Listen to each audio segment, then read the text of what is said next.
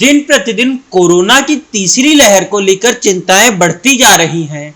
जिस तरह से कोरोना के मामले घट बढ़ रहे हैं, उसको लेकर हाल ही में पंचकुला जिले की मुख्य चिकित्सा अधिकारी मुक्ता कुमार ने मीडिया से बात करके लोगों को सतर्क एवं सुरक्षित त्योहार मनाने की सलाह दी थी। वहीं अब चंडीगढ़ के मेयर रविकांत शर्मा एवं चंडीगढ़ नगर निगम की कमिश्नर आनंदिता मित्रा ने भी मीडिया से बात करते हुए कहा कि अब जब भी सरकारी दफ्तर में जाए तो सरकारी दफ्तर में आने का समय दोपहर 12 से 1 बजे तक ही है।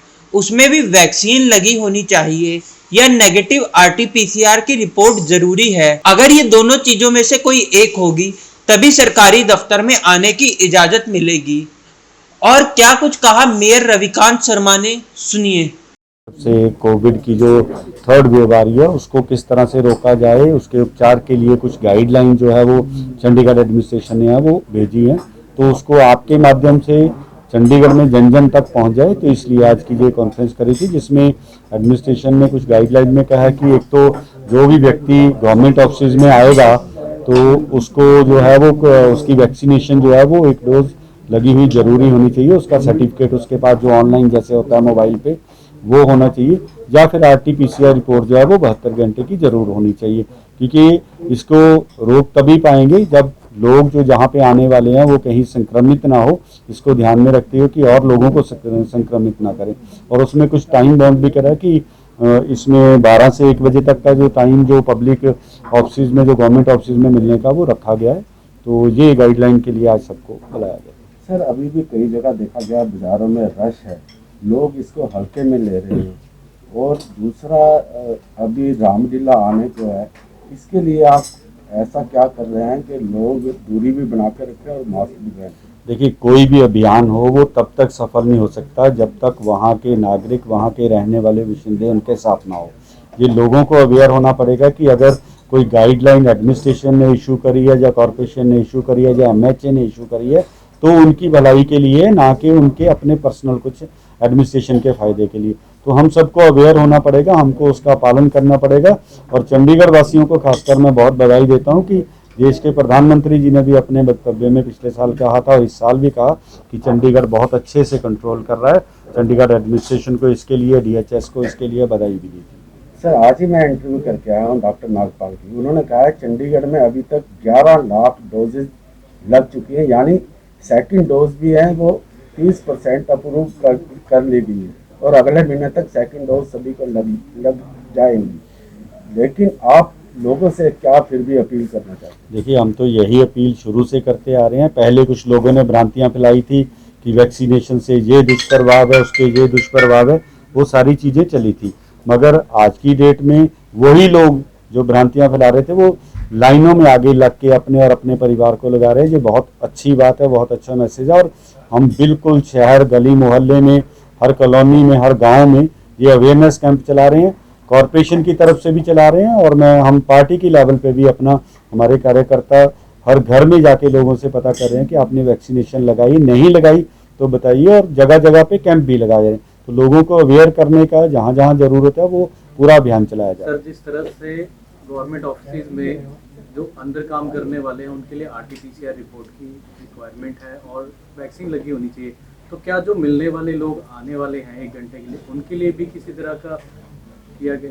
ये उनके लिए ही है जी गाइडलाइन, जो पब्लिक से मिलने आएंगे कि उनकी या तो वैक्सीनेशन डोज लगी होनी चाहिए या फिर उसके पास आरटीपीसीआर वो 72 घंटे की रिपोर्ट हो। कॉरपोरेशन के जो एम्प्लॉई है उनको बिल्कुल, कमिश्नर मैडम ने भी बिल्कुल स्ट्रिक्टली वो नोटिस निकाला कि वो सारे वैक्सीनेटेड हों।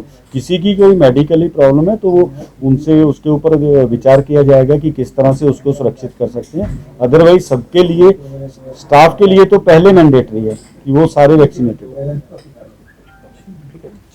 वहीं इस पर चंडीगढ़ नगर निगम कमिश्नर आनंदिता मित्रा ने क्या कहा, वह भी सुनिए। मैम, आपसे सवाल है कि जिस तरह से फर्स्ट वेव देखी, सेकंड वेव देखी और थर्ड वेव की ऑब्वियसली तैयारी, जैसे सर ने भी बताया कि काफ़ी कुछ चीज़ें की जा रही हैं एमसी की तरफ से, और किस तरह से तैयारी की जा रही है? सर ने जैसे बताया वैक्सीनेशन को प्रमोट किया जा रहा है, ऑब्वियसली काफ़ी चंडीगढ़ में देखा गया। एमसी की तरफ से जो भीड़ भाड़ वाली जगह है, चाहे वो सब्जी मंडी हो, अपनी मंडी हो, और भी भीड़ भाड़ वाले, उनके लिए अब किस तरह से अपडेशन जो है की जा रही है? जी, एक तो हम एमसी की तरफ से एक अवेयरनेस कैंपेन इन सभी जगह पे चलाने की शुरुआत करने लगे हैं, ताकि इन भीड़ भाड़ वाली जगह पे जैसे कि आप बता रहे हैं सब्जी मंडी इत्यादि है, वहाँ पे हम लोगों को किसी तरह से ये समझा सके कि ये कितना घातक हो सकता है। उसके अलावा मास्क के इस्तेमाल के प्रमोशन के लिए जितना ज़्यादा अवेयरनेस हम कर सके इन एरियाज़ में वो हम करेंगे। उसके अलावा जैसे कि अभी हमारे पत्रकार मित्र ने कहा है कि सैनिटाइज करना बहुत ज़रूरी है, उसका हम रोस्टर बना के चलेंगे एंड ऑफ कोर्स एसओएस पे जिसका कॉल आएगा उसको भी हम अटेंड करेंगे। उसके अलावा हमारी ये कोशिश होगी कि इन एरियाज़ में हम वैक्सीनेशन के स्पेशल कैंप्स भी सेटअप करवाए डीएचएस के साथ मिलके, ताकि कि वहाँ पे 100% वैक्सीनेशन हम अचीव कर सके। विजिटर्स नहीं तो कम से कम जो उस मंडी में बैठते हैं या उस बाजार में जितने हमारे वेंडर्स हैं, हमारे नोटिफाइड वेंडर्स हैं या अननोटिफाइड भी हैं, जैसे भी हैं, सबको ही वैक्सीनेट कराने के लिए हमें उपराले जो है करना है। उसका हम शेड्यूल बना रहे हैं, रोस्टर बना रहे हैं और डीएचएस के साथ टेकअप कर रहे हैं। मैम थर्ड वेव में जैसे हम कहते हैं एप्रीहेंशन रहती है कि संक्रमण के मरीज बढ़ेंगे, ऑलरेडी एक्टिव मरीज जो है हॉस्पिटल में पड़े हैं और दिन के 4 या 6 केस आ रहे हैं। तो ऐसे में जो लोग हमारे जितने लोअर इलाके हैं, जैसे हम कॉलोनीज की बात करें या मंडी की बात करें, उसमें जो प्रोटोकॉल है तो उसके ऊपर वॉच करने के लिए भी कोई टीम बनेगी या कुछ जो उसको ब्रेक करता है रूल को, उसके लिए कोई मेरा इसमें विचार थोड़ा सा अलग है। जो आप कह रहे हैं कि नीचे के एरियाज के ऊपर के एरियाज है, ऐसे कोई भी डिस्टिंक्शन नहीं है। जो सोशल अवेयरनेस है उसे हर तबके में बढ़ाने की ज़रूरत है।